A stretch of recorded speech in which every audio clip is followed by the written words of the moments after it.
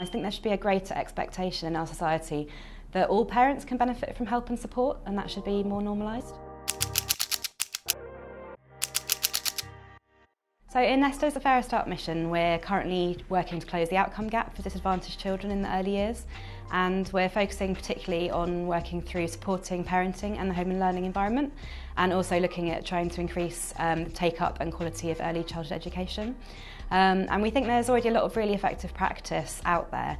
So some of our projects are about learning what's already working well and supporting local services to take up the most effective practices.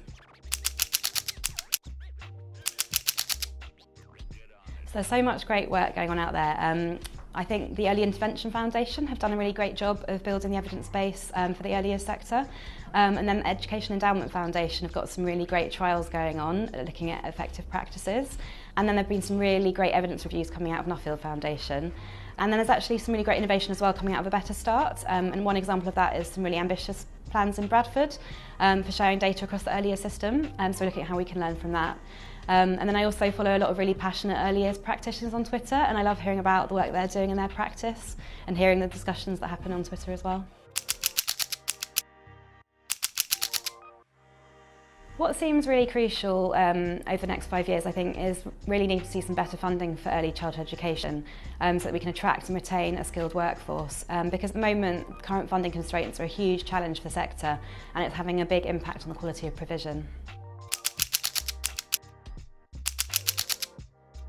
I'd like to see a culture change so that we don't see early childhood development as something that just happens automatically, because actually babies and young children's development really needs a lot of investment from their family and their parents, from the community, and also from professionals. And I think there should be a greater expectation in our society that all parents can benefit from help and support, and that should be more normalised.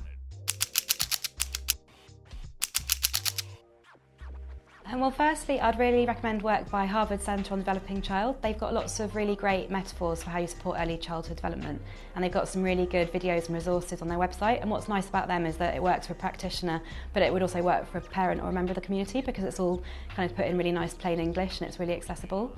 And then also, I'm a big fan of the Anna Freud Centre's work on mentalisation. So I'd recommend a book called Minding the Child, which is about mentalisation-based interventions. And this is all about understanding that from birth, babies and young children have their own minds, and they need sensitive caregivers who can try to understand how they're feeling and what they need. And this book really kind of explains those theories, but also about how you can put it into practice. I think the thing that makes me most hopeful is that there are so many dedicated and passionate people working in the early years. They might be in nurseries, in local authorities or children's centres.